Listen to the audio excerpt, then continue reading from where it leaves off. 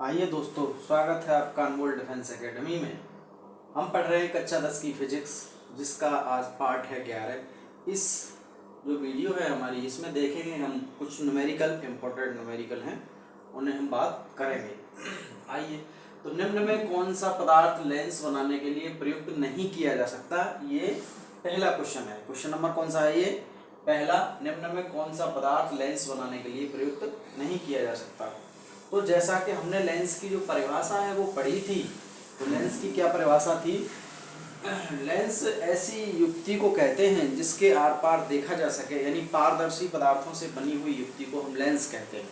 तो इनमें देखते हैं कौन सी चीज जो है पारदर्शी है, जिसके आर पार प्रकाश गुजर सकता है। देखिए, पहला जल है, जल के आर पार से होकर प्रकाश गुजर सकता है। दूसरा कांच है, इसके आर पार से भी होकर प्रकाश गुजर सकता है।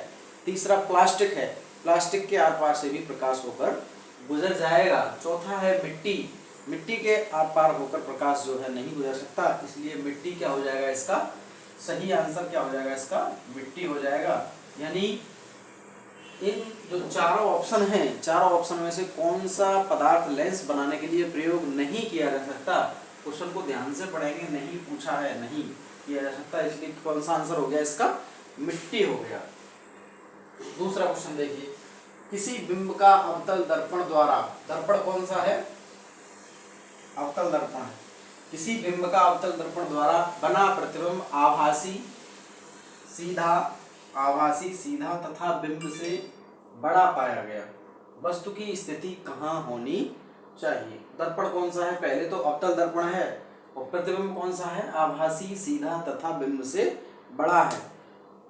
तो हमने जो पिछले वीडियोज में देखी हैं बात, उसमें यह है कि जो अवतल दर्पण से बने प्रतिबिंब थे हमारे 6 कंडीशन थी। उन 6 की 6 कंडीशन में एक जो छठे नंबर वाली कंडीशन थी, जब वस्तु को फोकस दूरी और ध्रुव के बीच रखा जाता है तो जो हमारा प्रतिबिंब बनता है वो आभासी सीधा और बिंब से बड़ा बनता है। जबकि जो पांचों कंडीशन पहले वाली हैं, यानी प्रतिबिंब जब वस्तु को फोकस पर रखा जाए, या वस्तु को वक्रता केंद्र पर रखा जाए, या वस्तु को वक्रता केंद्र और फोकस के मध्य रखा जाए, तो या अनंत पर रखा जाए, इन सारी की सारी कंडीशनों में जो है प्रतिबिंब हमारा कैसा बनता था?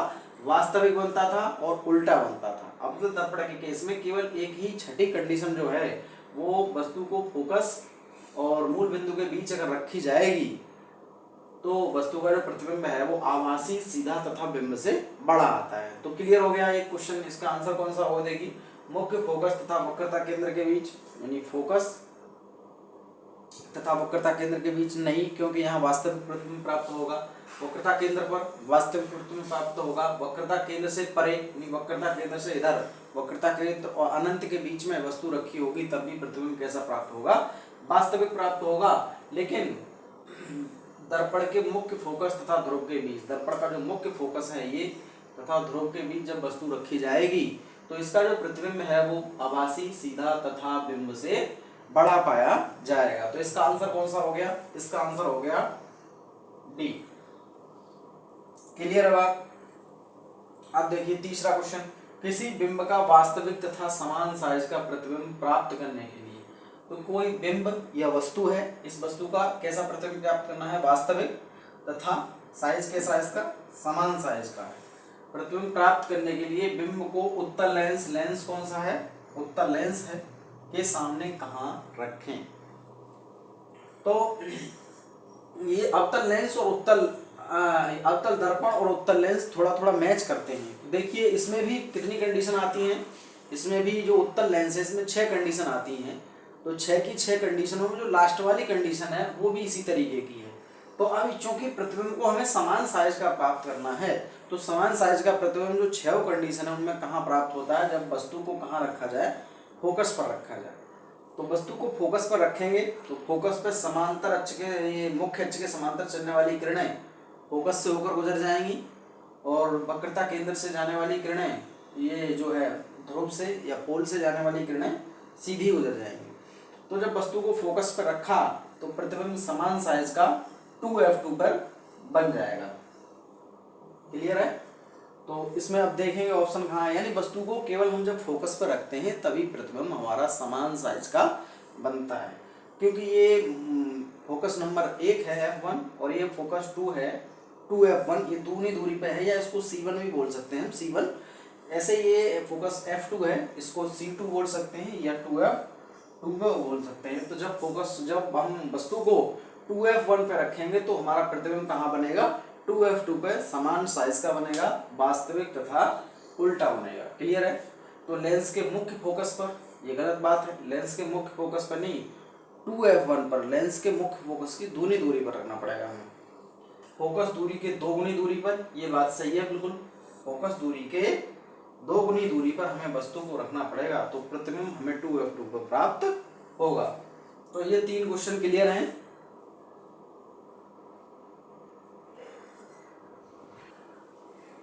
अब देखते हैं क्वेश्चन नंबर 4। किसी गोलीय दर्पण तथा किसी पतले गोलीय लेंस दोनों की फोकस दूरियां 15 सेंटीमीटर हैं। यानी एक तो दर्पण है, एक लेंस है, दोनों की जो फोकस दूरियां हैं वो माइनस में 15 सेंटीमीटर हैं, तथा लेंस और दर्पण संभवतः हैं। यानी ये जो माइनस की 15 सेंटीमीटर फोकस दूरी है, इसमें कौन सा लेंस हो सकता है और कौन सा दर्पण हो सकता है वो बताना है। ऑप्शन में है दोनों अवतल, दूसरा दोनों उत्तल, सी में अवतल लेंस उत्तल लेंस दोनों, या दोनों अवतल लेंस या उत्तल लेंस। ठीक है, पढ़ते हैं, देखते हैं। अब जो हमने अवतल लेंस पढ़ा था, यानी पिछले वीडियोज को, इन क्वेश्चनों को समझने से पहले हमें पिछले वीडियो देखने चाहिए जो प्ले लिस्ट में हैं, सारे के सारे मिल जाएंगे, उन्हें देखें, उससे बाद ही उन क्वेश्चनों को करें तो एकदम क्लियर समझ में आएंगे। देखिए, जब हमने अवतल लेंस पढ़ा था तो अवतल लेंस में देखा था कि जो अवतल लेंस की फोकस दूरी है वो हमेशा लेफ्ट साइड ही बनती है। तो अवतल लेंस जब मुख्य अक्ष के समांतर किरणें चली, परावर्तन के पश्चात ये फोकस से गुजर जाती हैं। क्योंकि इसकी फोकस दूरी लेफ्ट साइड में है, और हमने जो चिन्ह प्रॉपर्टी पढ़ी थी उसमें लेफ्ट साइड की जो दूरियां थी उनको किस में माना था, नेगेटिव में माना था। तो अवतल दर्पण की जो फोकस दूरी है वो नेगेटिव होती है, ये बात क्लियर हो गई एक। अब देखें, जो अवतल, ये क्या था, अवतल दर्पण था, ये दर्पण है, यानी अवतल दर्पण की जो फोकस दूरी है वो नेगेटिव हो गई। अब चलते हैं अवतल लेंस की ओर। तो अवतल लेंस की ओर भी हमने ये देखा था कि जब मुख्य अक्ष के समांतर किरणें चलती हैं तो ये किरणों को फैला देता है। फैलाने के पश्चात जब किरणों को हम पीछे मिलाते हैं तो ये मुख्य फोकस से होकर जाती है। तो इसकी भी फोकस दूरी जो है, अवतल लेंस की भी फोकस दूरी कहाँ है, लेफ्ट साइड है, और लेफ्ट साइड वाली फोकस दूरी को हमने किस में माना था, ऋण में माना था। तो ये दोनों या तो अवतल दर्पण हो या अवतल लेंस हो, इनकी फोकस दूरी किस में होती है, ऋणात्मक होती है। तो ऑप्शन कौन सा हो गया, दोनों अवतल, ये ऑप्शन करेक्ट हो गया। ऑप्शन नंबर ए क्या हो गया, सही आंसर। क्लियर है। अब देखते हैं क्वेश्चन नंबर 5। किसी दर्पण से चाहे आप कितनी ही दूरी पर खड़े हों, आपका प्रतिबिंब सदैव सीधा प्रतीत होता है, संभवतः दर्पण है। यानी किसी कोई दर्पण है, उससे चाहे आप कितनी भी दूरी पर खड़े हो जाएं, आपका जो प्रतिबिंब है वो हमेशा कैसा होगा, सीधा ही प्रतीत होगा। तो वो दर्पण कौन सा है, उसको दर्पण का नाम बताना है।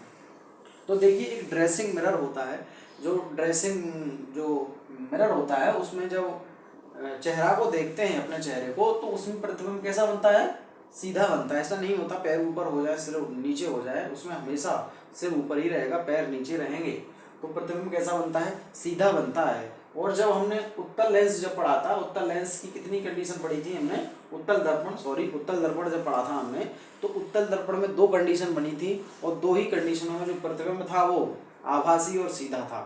तो यानी या तो दर्पण कैसा होना चाहिए, समतल होना चाहिए, या लेंस कौन सा, या दर्पण कौन सा होना चाहिए, उत्तल दर्पण होना चाहिए। दोनों ही कंडीशन में जो प्रतिबिंब है वो सीधा प्रतीत होगा। केवल समतल, गलत बात है ये। केवल उत्तल, ये भी गलत बात है। केवल अवतल, अवतल में तो बनता ही नहीं बिल्कुल भी। या तो समतल या उत्तल, ये क्या हो जाएगा, सही बात हो जाएगी, या तो समतल या उत्तल, यानी ऑप्शन नंबर डी इसका सही है। समतल दर्पण में भी प्रतिबिंब सीधा बनता है, और जो उत्तल दर्पण है, उत्तल दर्पण की केवल 2 कंडीशन होती हैं, दोनों कंडीशनों में जो प्रतिबिंब है वो कैसा बनता है, आभासी और सीधा बनता है। अगला देखिए क्वेश्चन नंबर 6। किसी शब्दकोश में पाए जाने वाले छोटे अक्षरों को पढ़ने के लिए, शब्दकोश डिक्शनरी जिसको बोलते हैं, में छोटे छोटे अक्षर होते हैं, उनको पढ़ते समय आप निम्न में से कौन सा लेंस पसंद करेंगे। तो चूंकि डिक्शनरी है तो उसको हम पास से पढ़ेंगे, तो पास से जब पढ़ने के लिए हमें लेंस कौन सा चाहिए, पास से पढ़ने के लिए लेंस हमें चाहिए उत्तल लेंस, क्योंकि हमने जब उत्तल लेंस और अवतल लेंस जब पढ़ रहे थे तो इनके यूज पढ़े थे। अवतल लेंस का यूज कहाँ होता है? निकट दृष्टि दोष में। निकट दृष्टि दोष का मतलब ये है कि हमें निकट की वस्तु तो दिखाई दे रही है पर दूर की वस्तु दिखाई नहीं दे रही। क्योंकि लेंस अवतल है, अवतल लेंस किरणों को फैला देता है, इसलिए हम दूर की वस्तु को देखने के लिए किसका यूज करते हैं? अवतल लेंस का करते हैं। तो अवतल लेंस का प्रयोग कहाँ करते हैं? निकट दृष्टि दोष। देखिए इनके नाम बड़ा दिक्कत वाले हैं। नाम तो है इसका निकट दृष्टि दोष, लेकिन इसमें देखती वस्तु कहाँ की नहीं है? दूर की वस्तु नहीं दिखती है, यानी दूर की वस्तु को देखने के लिए अवतल लेंस यूज किया जाता है। उसी तरह पास की वस्तु को देखने के लिए उत्तल लेंस प्रयोग किया जाता है। तो इसमें आंसर कौन सा हो जाएगा? उत्तल लेंस। अब उत्तल लेंस में भी ऑप्शन दो है, या तो पहला ऑप्शन है या सी ऑप्शन है। एक की फोकस दूरी 50 सेंटीमीटर, दूसरे की फोकस दूरी 5 सेंटीमीटर है। तो क्योंकि हमने जो पढ़ा था पावर बराबर यानी क्षमता बराबर क्या होता है? P बराबर 1/f, यानी फोकस दूरी जितनी कम होगी उतनी उसकी क्षमता जो है अधिक होगी, इसलिए फोकस दूरी कम वाले को टिक करेंगे। तो यानी ऑप्शन इसका सी जो है एकदम करेक्ट आंसर हो जाएगा। C answer is correct. 5 centimetre focus दूरी वाला उत्तल लेंस। तो ये 6 क्वेश्चन हो गए। आइए दोस्तों अब देखते हैं क्वेश्चन नंबर 7। 7 क्या कहता है? देखिए 15 सेंटीमीटर फोकस दूरी के एक अवतल दर्पण। दर्पण कौन सा है? अवतल है। दर्पण कौन सा है? अवतल दर्पण है।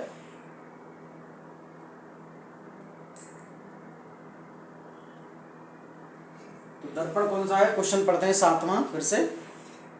15 सेंटीमीटर फोकस दूरी के एक अवतल दर्पण। दर्पण कौन सा है? ये अवतल दर्पण है और इसकी जो फोकस दूरी है वो कितनी है? 15 सेंटीमीटर फोकस दूरी है इसकी। क्लियर है? अवतल दर्पण के उपयोग करके, तो अवतल दर्पण का करना क्या है? यूज करना है। हम किसी बिंब का सीधा वस्तु का कैसा प्रतिबिंब प्राप्त करना चाहते हैं? सीधा प्रतिबिंब बनाना चाहते हैं। बिंब का दर्पण से दूरी का परिसर क्या होना चाहिए? यानी जो बिंब है उसकी दर्पण से क्या दूरी होनी चाहिए?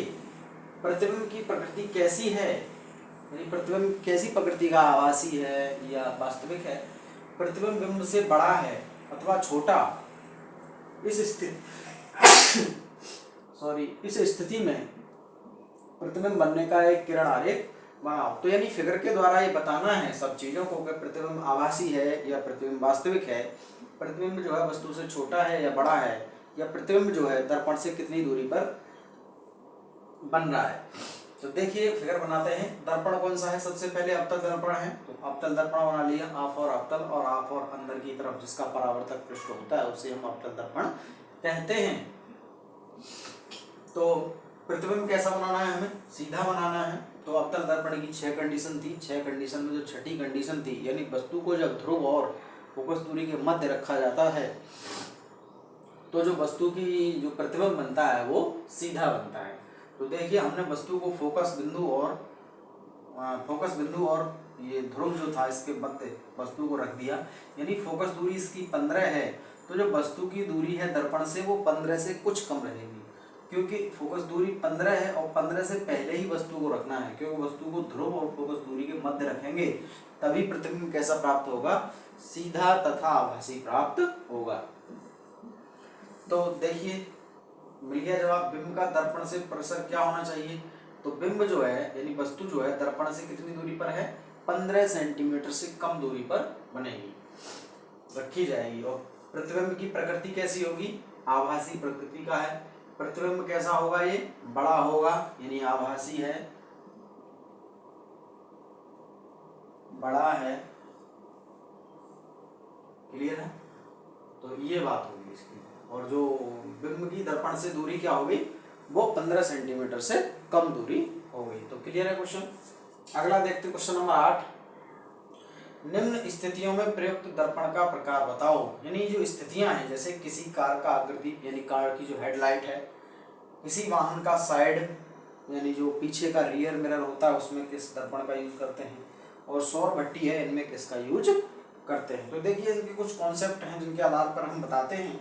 जैसे कार की हेडलाइट जो है तो कार की हेडलाइट में जैसे हम अवतल दर्पण के यूज पढ़ रहे थे, तो मैंने बताया था कार की हेडलाइट में हम किसका यूज करते हैं, अवतल दर्पण का यूज करते हैं, क्योंकि अवतल दर्पण से जो किरणें हैं वो टकराने के पश्चात मुख्य फोकस से गुजरती हैं, और मुख्य फोकस से जो किरणें हैं वो फिर से समांतर चलने लगती हैं, जिससे हमारी जो कार की जो हेडलाइट है वो उससे जो किरणें निकलती हैं तो रोड हमको बिल्कुल सीधी दिखाई देती है और किरणें ज़्यादा फैलती नहीं हैं। इसीलिए जो कार की हेडलाइट है उसमें हम किसका यूज करते हैं, अवतल दर्पण का यूज करते हैं। किसी वाहन का जो साइड मिरर है उसमें हम उत्तल दर्पण का यूज करते हैं। उत्तल दर्पण का यूज क्यों करते हैं, क्योंकि उत्तल दर्पण जो है किरणों को सिकोड़ देता है, इकट्ठा कर देता है, जिससे जो पीछे का काफी बड़ा जो इलाका होता है उसमें एक छोटे से मिरर में हम, यानी वाहन में जो छोटा सा ही मिरर लगा होता है पीछे की तरफ देखने वाले वाहनों के लिए, तो उसमें छोटे से मिरर में हम काफी बड़े इलाका को देख लेते हैं। इसलिए जो पीछे से देखने के लिए हम वाहनों में किसका यूज करते हैं, उत्तल दर्पण का यूज करते हैं। सौर भट्टी में किसका यूज किया जाता है, अवतल दर्पण का। सेम कॉन्सेप्ट यही वाला है, यानी सौर भट्टियों में भी जो प्रकाश की किरणें हैं वो समानांतर चलती रहती हैं, इसलिए सौर भट्टियों में भी किसका यूज करते हैं, हम अवतल दर्पण का यूज किया जाता है। देखते हैं दोस्तों क्वेश्चन नंबर 9। किसी उत्तल लेंस, लेंस कौन सा है, उत्तल लेंस है, का आधा भाग काले कागज से ढक दिया गया है। उत्तल लेंस का आधा भाग काले कागज से ढक दिया गया है। क्या यह लेंस किसी बिंब का पूरा प्रतिबिंब बना पाएगा? अपने उत्तर को प्रयोगों द्वारा जांच कीजिए और परीक्षण की व्याख्या कीजिए। यानी देखिए आंसर क्या है इसका, उत्तल लेंस द्वारा वस्तु का पूर्ण प्रतिबिंब तो बनेगा, परंतु उसकी जो तीव्रता है वो कम हो जाएगी। कैसे तीव्रता कम हो जाएगी, यानी ये लेंस कौन सा, उत्तल लेंस है। उत्तल लेंस को जब आधे को काले कागज से ढक दिया जाएगा तो जो प्रकाश की किरणें मुख्य अक्ष के समांतर जाएंगी वो परावर्तन के पश्चात फोकस बिंदु से होकर गुजर जाएंगी, और जो प्रकाश की किरणें ध्रुव से होकर जाएंगी वो सीधी सीधी गुजर जाएंगी। तो यहाँ पर देखिए ये इतना भाग जो है ये ढका हुआ रह जाएगा, इसकी वजह से जो है प्रकाश की तीव्रता कम हो जाएगी, तो प्रतिबिंब की भी तीव्रता क्या हो जाएगी, कम हो जाएगी। यानी लेंस द्वारा वस्तु का पूर्ण प्रतिबिंब तो बनेगा, परंतु उसकी तीव्रता क्या हो जाएगी, कम हो जाएगी। अगर इसको प्रयोगों द्वारा सिद्ध करना चाहें तो एक लेंस लें, लेंस को काले कागज से ढकें, आधे लेंस को काले कागज से ढकें, दूसरी तरफ मोमबत्ती लें, मोमबत्ती से जब प्रकाश जाएगा तो उसकी जो तीव्रता है जो पहले बिना कागज ढके जो बना होगा प्रतिबिंब उससे क्या हो जाएगी, कम हो जाएगी। देखिए अब देखते हैं क्वेश्चन नंबर 10 में। 5 सेंटीमीटर लंबा कोई बिंब, यानी वस्तु की जो लंबाई है वो कितनी है, 5 सेंटीमीटर। 10 सेंटीमीटर की फोकस दूरी पर, तो वस्तु की फोकस दूरी कितनी है, 10 सेंटीमीटर है। अभिसारी लेंस, लेंस कौन सा है, अभिसारी लेंस। अभिसारी का मतलब जो किरणों को इकट्ठा कर दे उसको कहते हैं अभिसारी लेंस, यानी लेंस उत्तल लेंस है। से 25 सेंटीमीटर दूरी पर रखा जाता है, यानी वस्तु कितनी दूरी पर रखी है, 10 सेंटीमीटर दूरी पर है, और वस्तु का जो फोकस है वो वस्तु कितनी दूरी पर रखी हुई है, 25 सेंटीमीटर दूरी पर ही है, और जो वस्तु का फोकस है वो 10 सेंटीमीटर दूरी पर, और वस्तु की जो ऊंचाई है वो 5 सेंटीमीटर है। प्रकाश किरण आरेख खींचकर बनने वाले प्रतिबिंब की स्थिति, साइज तथा प्रतिबिंब ज्ञात कीजिए। तो देखिए यानी क्या क्या दिया है, वस्तु की लंबाई 5 सेंटीमीटर दी है, ये जो वस्तु है हमारी इसकी जो लंबाई कितनी है, ये 5 सेंटीमीटर दी हुई है। फोकस दूरी कितनी है, ये फोकस दूरी 10 सेंटीमीटर की दी है, क्लियर। और जो वस्तु है हमारी वो कितनी दूरी पर रखी हुई है, ये 25 सेंटीमीटर की दूरी पर रखी हुई है। चूंकि ये जो दूरियां हैं वो लेफ्ट साइड में है 10, तो ये भी माइनस की होगी, और 25 ये भी माइनस की होगी, जबकि ये 5 प्लस की होगी, क्योंकि ये मुख्य अक्ष के ऊपर ली गई है, और मुख्य अक्ष के नीचे आने वाली दूरी, जैसे ये प्रतिबिंब इसका बनेगा तो उल्टा बनेगा, तो ये दूरी किस में आएगी, माइनस में आएगी, क्लियर। लेंस सूत्र से 1/f बराबर 1/v माइनस 1/u। अब हमें v निकालना है, क्योंकि f और u का मान दिया है तो u को इधर भगा देंगे, ये माइनस का इधर आके किसका हो जाएगा, प्लस का हो जाएगा। 1/10 प्लस u का मान -25 रख देंगे बराबर 1/v।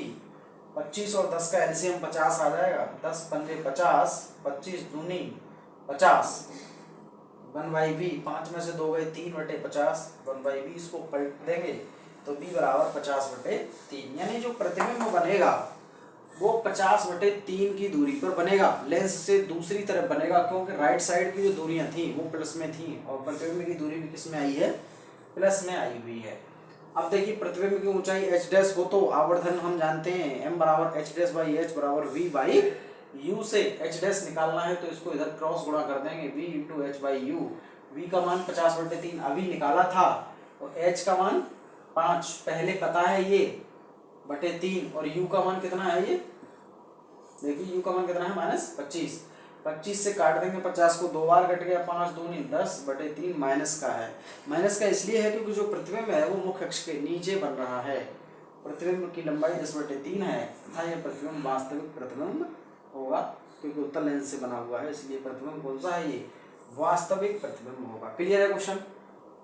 तो जो दिया हो क्वेश्चन में पहले वो लिखेंगे, क्वेश्चन पढ़ते समय ध्यान रखेंगे कि लेंस है या दर्पण है, या दर्पण है तो कौन सा दर्पण है, अवतल है या उत्तल है, इन चीज़ों को हम ध्यान रखेंगे। तो थैंक यू दोस्तों, वीडियो पसंद आई हो तो लाइक करें, चैनल पर नए हो तो चैनल को सब्सक्राइब करें। कुछ क्वेश्चन और रह गए हैं जिन्हें हम अगले वीडियोज़ में डालेंगे। धन्यवाद।